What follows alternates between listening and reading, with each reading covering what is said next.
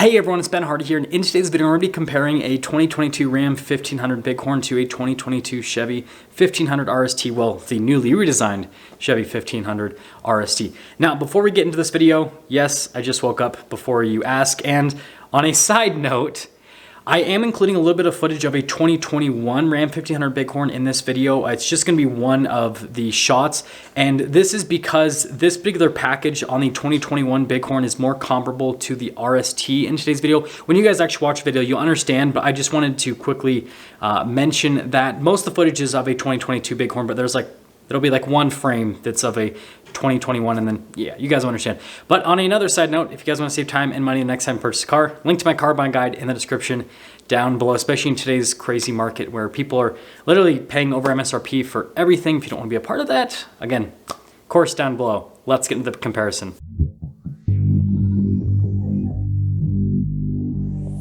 Let's start things under the hood of the Silverado. So we have a naturally aspirated 5.3 liter V8 that goes through a 10-speed automatic transmission. It's good for 355 horsepower and then 383 pound-feet of torque. You can also get the 6.2 in the RST that has 420 horsepower and 460 pound-feet of torque, but you're most commonly going to see the 5.3. Now, popping over here to the Ram Bighorn, we've got the 5.7 Hemi that goes through an 8-speed automatic transmission. It's good for 395 horsepower and then 410 pound-feet of torque. There's a bunch of different engines you can get in the Bighorn, just like the Silverado, but again, that's most common. Now, popping here to the front end of the RST, notice here with the hood, it's kind of like raised there in the center, so it gives it this muscular appearance.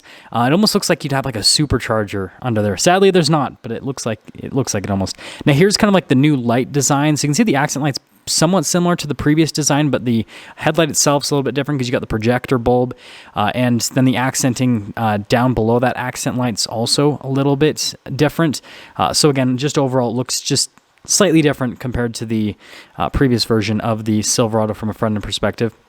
And then notice how everything's either body painted or blacked out here on the RST, including the Chevy bow tie and then the accenting down below with the tow hooks. So it just has that cool, aggressive, sporty appearance to it, which I really like. Now, popping from that back over to the Bighorn, you guys will notice here, this one's got the chrome package. Now, I'm including a clip of another Bighorn so you guys can see something a little bit more comparable to the RST. But you notice you've got the halogen bulbs here at the front end, fog lights down below, and then you can see the chrome front grille.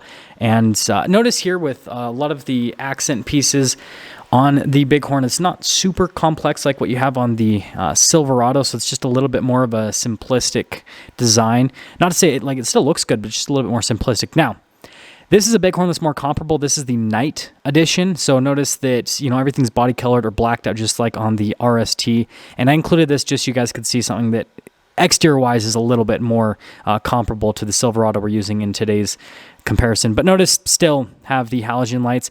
You can get LED lights with the Bighorn, but it is an upgrade that you have to pay for. It doesn't come standard with the truck. And notice the Ram logo. And this Bighorn has tow hooks on the front end, which is very important. Also, the e-Torque Hemi, which is, between the 5.7 Hemi and the e-Torque Hemi, those are the two most popular powertrains with the Ram 1500. Now, popping here to the side of the RST, notice here with the wheel design there, you've got pretty cool silver accenting around the wheels, and then you've got that metallic gray there in the center portion. And notice the blacked out Chevy bow tie in the center as well. And then you can see you've got pretty aggressive tires here because this does have the Z71 package. And then there's a quick look at the front suspension. Something I've noticed with pretty much every single truck is they all have like the same front suspension, like a super similar setup, right? They have different rear suspension setups, but like all of them have like the same front setup, it seems like, which is pretty funny that that's the thing that ends up being universal. But yeah, there's your full side view, which looks great with there's quite a few body lines happening here with the truck now, which is pretty interesting. Now, this is important to differentiate both the trucks. So notice we've got leaf springs here in the back, and then you've got the off-road shocks for the Z71, but again, leaf springs in the back. Now, here at the Ram Bighorn, this is more of like a baseline wheel. Now, this Bighorn isn't like that much less expensive than the RST. I'll talk about that at the end. Well, I'll just mention it right now. This Bighorn's like $52,000-ish, whereas that RST is like $56,000. So there's a $4,000 price difference between these two trucks in today's comparison. But it's not massive. And if you add the night edition of the Bighorn, then they're almost because like a night edition Bighorn would, with the same exact options this Bighorn has, would be like $54,000. So really close in price. Anyways, coil suspension in the back of the Ram. That's very important. Here's a key fob for the Silverado. And going here into the bed area. So again, since Silverado utilizes leaf springs, it actually does have a little bit more payload just with the leaf spring technology they're using compared to the Bighorn. So your high teens with the Silverado, it's like 1,700 pounds roughly for the payload capacity. So really solid from payload capacity perspective. Towing capacities, low 9,000s. So it's crazy that the Silverado has a higher payload capacity, but then towing capacity is actually, well, we'll talk about that in a second, lower. But anyways, finishing things here in the rear, notice with the Chevrolet logo and everything's blacked out. You got the bumper steps on either side, and then you've got the wedge coverings over the exhaust tips, which is another cool thing for the Silverados. And the back end of this redesign isn't really all that much of a change. But here's a key fob with the Ram. You can see it got remote start, all that fun stuff. Do have to drop down the tailgate myself. So much effort. Just kidding. But anyways, payload with the Ram 1500 Bighorn, you're going to be like, depending on exactly how many options you add on the truck and everything, like 1,500 pounds. So a little bit less than Silverado. But if you get 392 gears with the truck, then you have a towing capacity that's like close to 11,000 pounds, right around that range. So less payload, but then more towing. It's kind of interesting. So you just got to decide which one's more important to you. And then notice here with all the badges, finishing chrome again. If you get a night edition, everything's blacked out, just like on the RST, and then body colored rear bumper. But baseline taillights come standard with the Bighorn. Now, here's with the big change with the RST. You can see the interior. Notice with the wood trim there at the top, really cool with the design on that.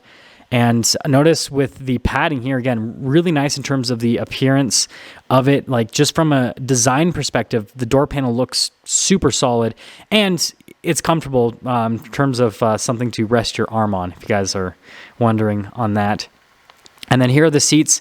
So you can get two different seat options in the RST. You can get like vinyl seats, and then you can get these cloth ones. These cloth ones are standard. And that's why I picked this because they're Bighorn, because they both have cloth seats. But you can see room back there is super spacious. And then notice you got like our little charging area with the vents there at the bottom. And now popping back over to the Ram, rather. You can see the door panel here. Really nice from a material standpoint.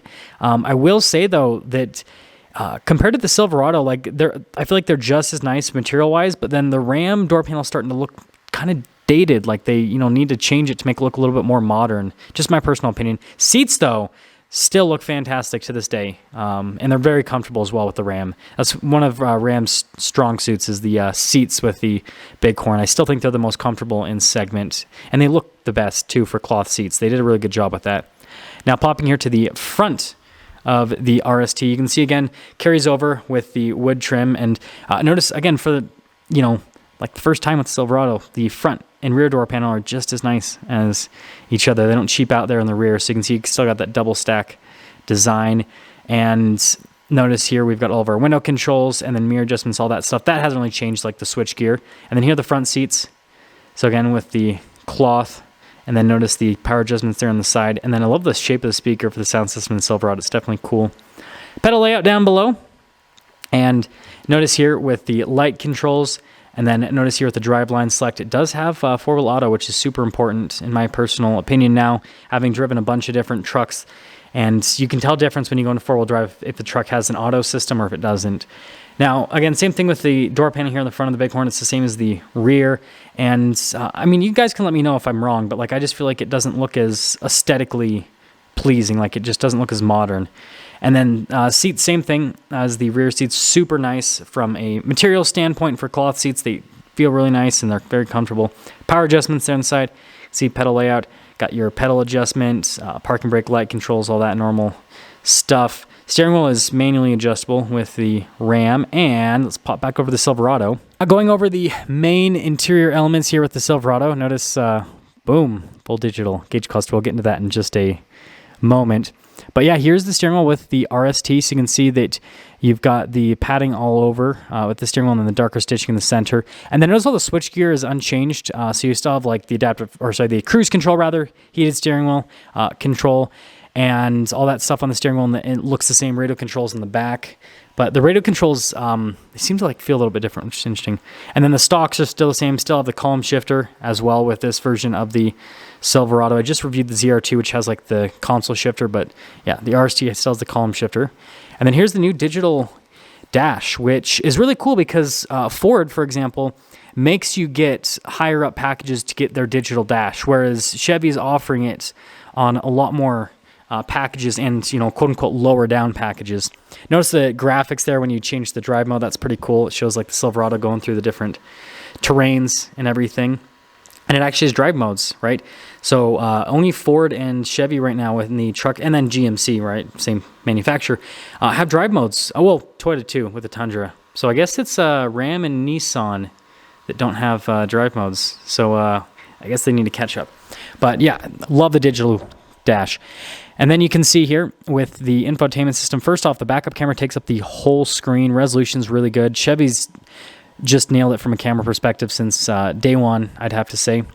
And then as for the rest of the infotainment system, this newer version of the infotainment system is similar to what Ford did with their larger infotainment system, is they took their like old infotainment system, and then you guys can see like a clear-cut line, and then they just added on a section next to it with a few different like menus that you can go through, right? You can like scroll through those. So like it's different, but it's similar at the same time. But overall response time's great on the screen, and I think it looks pretty nice on the dash. It's nicely integrated there into the dash, and so it's again makes the truck have like a more modern feel to it, and it gives that aesthetic as well.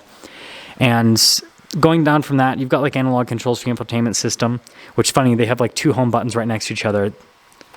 Weird things that car makers do, right? Weird things that car makers do. But notice here, we've got a bunch of switches down here. The main stuff is like tailgate drop down, hill descent control, because again, it has a Z71 package, and then like lane departure, all that.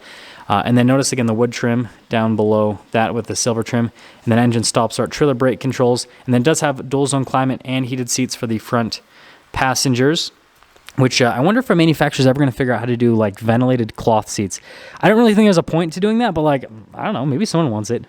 Anyways, you can see here, this actually has the bench seat configuration. So you can lift that up, and it's an extra seat, and there's storage underneath the seat as well. So yeah, really practical from that perspective. And then the glove box, how they have it open is so weird on the new Silverado. Like, it's cool that it has a double glove box. It's practical. And then notice the stitching there on the front of it, and then the bottom glove box, and then you can see here the padding on the dash, which looks great. And going from that here to the top, you guys will notice that the glass in the back is actually fixed, which I thought was weird. And then it has the manual mirror dimmer, no sunroof or anything like that. But yeah, I thought it was weird the glass in the back was fixed on the truck. I would think that they would have power sliding window as just standard on this package, especially $56,000. Well, yeah, you guys will see the MSRP in a second, but yeah, $56,000. And then you can see the Z71 graphic there, which is pretty cool with the gauge cluster. But yeah, I don't know. I like the startup animation on it. Again, it's just like when Ford released their full digital gauge cluster. It just gives a more futuristic feel. But yeah, here's a window sticker on the RST. You can see with the standard equipment on the truck, Chevy details everything, which I really appreciate. And they also detail now the cab configuration with the bed configuration, which is pretty cool. But yeah, they just let you know everything that's on the truck. Some manufacturers don't do that. And then you can see the base price, right? And then a few options. So total price there, $56,230 something bucks, $230, whatever. So yeah, there's a few items you can add on it. But yeah, the base price for the RST now pretty high up there, right? $51,000 before any type of options are added. But, it comes relatively loaded up as standard, which is great. And moving from that to the interior here of the Ram. Woo, buddy. So, again, this is a $52,000 Bighorn. So, you can see here at the steering wheel, you've got the padding all over. And then notice here we've got like our gear limiter controls for the center stack, voice command controls, and it does have cruise control, radio controls in the back, just like the Silverado. Super similar with the functionality between both of the trucks, which is pretty interesting. Now, you can get an upgraded gauge cluster. You guys have seen that in my other Ram reviews where the screen's bigger in the center. The exterior gauges are the same, but the screen's just a little bit bigger, but that doesn't come standard with the Bighorn. That's something that you have to pay for as an option. And then notice here, this one's got the 8.4-inch infotainment system, which again comes standard. If you want a bigger infotainment system, you got to pay extra for the 12-inch on the Bighorn. And notice here with the camera, you got the zoom function. Still takes up the whole screen, and resolution's solid on the camera. I feel like they both have really good resolution. And then this is the newer version of Ram's infotainment system. Response time's great. It's just as easy to use as the infotainment system on the Silverado, and I feel like it's just as nicely integrated into the dash. So, yeah, I mean, even though it's smaller than the Silverado's infotainment system, they're both great and simple and easy, right? So, no complaints. And then notice here, we just have single zone climate. You got to pay extra for dual zone on the Ram. And then you got a tow haul mode, stability control, and then the trailer brake controls. And then here with the transmission, right, notice that we do have 4-wheel auto on this as well. So both of them are pretty equal from the driveline select, right? And then, of course, we got the dial shifter, which saves room, right, in the Ram. And then we've got the storage space. And you guys will now see why I picked this truck, because it also has, so you can see the USBs down there. And then has bench seat, right? So you've got the center console function there at the top of the seat, and then you can pick up the seat for some extra storage, just like in the Silverado. So you can see two trucks are equipped similarly. More normal glove box, right? Doesn't have a lid that pops up all weird. But notice no stitching or anything on the dash. Doesn't matter how loaded up you get the Bighorn. You know, if you get like a Laramie to get that. But we do have a power sliding window, so we got that going for us, right? No sunroof, just like the RST. And then you can see darker colored headliner with the garage door openers. And then here's a window sticker. Sorry about the glare on this. It's super bad, but basically total MSRP is like $52,000 on this Bighorn, and that'll get me into kind of just summing things up. So like I said, if I picked two trucks that were identical in price, you would be able to get a Bighorn Night Edition, so it'd look just as cool and sporty as the RST. And I'd even be able to add the LED lights to that. So for $56,000, I'd be able to have a Bighorn Night Edition, center console setup with the cooler gauge cluster, LED lights, all the works, right? But here is my honest personal opinion between both of the trucks. I think both of them look great from an exterior aesthetics perspective. I don't think you can go wrong with that. The Ram seats, I think, do look a little bit nicer, but then the dash and the door panel on the Silverado, I think, look a little bit nicer now comparatively. A little bit disappointing that the Silverado doesn't have a power sliding rear window as standard. I think that should just be standard equipment at this point. And then you've got coil suspension versus leaf springs. So the Ram's going to stay more planted when you're driving it. Whereas the Silverado, right, you do get a little bit of a higher payload capacity since they're still using leaf springs, coil spring technology. You got to put quite a bit to get a higher payload capacity out of that. But they both ride really smooth from a ride quality perspective. Like I said, the biggest difference is like when you go over a big enough bump, the Ram's just going to take it and stay planted, whereas the Silverado, you might have a little bit of wheel hop there with the back end of the truck because of the leaf springs. Then from an engine perspective, the 5.3 at the 10-speed is not as quick as the Hemi, but again, you can get the 6.2 with the RST, and that is quicker than the Hemi. So, but then that would make it more expensive. So it's like a catch-22 on that particular one. It's really hard. Chevy basically stepped up their game a massive amount, and I would say that there's no reason to not get a Silverado at this point. Like I hope this comparison has now shown you guys like Chevy can make a truck that's just as nice as Ram, and I'll do a comparison with a Ford in the very near future, like an XLT, so you guys can see. And then when I review the other Silverado packages, I'll do comparisons so you guys can see the higher up packages. But yeah, Chevy's definitely stepped up their game. Ram's still amazing, but there you go.